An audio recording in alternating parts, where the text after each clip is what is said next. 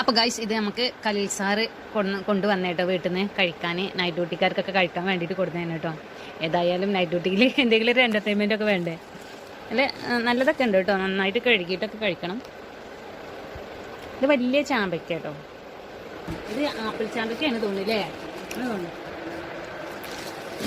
ഞാനൊന്ന് എടുത്തിട്ടുണ്ട് കേട്ടോ, നന്നായി കഴുകിയിട്ടുണ്ട്. എങ്ങനെ ഉണ്ട് നോക്കാം. നമ്മൾ ചാമ്പയ്ക്കൻ്റെ പോലെ തന്നെയാണ്, പക്ഷെ നല്ല ശ്രദ്ധിച്ച് കഴിക്കണം കേട്ടോ, കേടൊക്കെ നോക്കിയിട്ടൊക്കെ കഴിക്കുന്നു. അപ്പൊ ഗൈസ് നമ്മൾ റംലു ലാൻഡ് ചെയ്തിട്ടുണ്ട്. ഇനി റംലുവിന്റെ വക കഴിക്കലാണ് ഗൈസ്. ഇതിന് നല്ലത് നോക്കി എടുത്തോ. ചാമ്പയ്ക്ക് അങ്ങനെ തന്നെ ഇക്കാരം, നല്ലതും ഉണ്ടാവും ചീത്തയുണ്ടാവും, അത് നമ്മൾ നോക്കി എടുക്കണം എന്നുള്ളൂ ഗൈസ്. സമയം നോക്കി 11:30 ഞങ്ങള് നമ്മളെ മുളകും പൊടി ഉപ്പൊക്കെ കഴിഞ്ഞിട്ടുണ്ട് ഗൈസ്. ഞങ്ങൾ ഉപ്പ് തെരയുന്ന സമയത്ത് ഞങ്ങൾക്ക് കിട്ടിയതാണ്.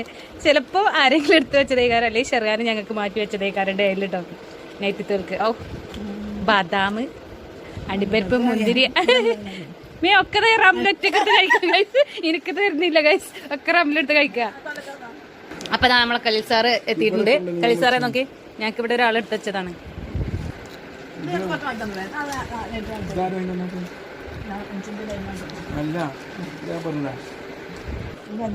എൻസാമേടം കൊടുന്നേണോ കറുപ്പ് മുന്തിരി വളരെ ആമോന് നിസാറ് പറഞ്ഞേണോ, ആര് പറഞ്ഞേണ്? സത്യത്തിൽ ഇത് ആര് പറഞ്ഞേ ഞങ്ങൾക്ക് അറിയില്ല, പക്ഷെ ഇവിടെ സാധനമൊക്കെ ഞങ്ങൾ കഴിക്കുന്നുണ്ട് കേട്ടോ.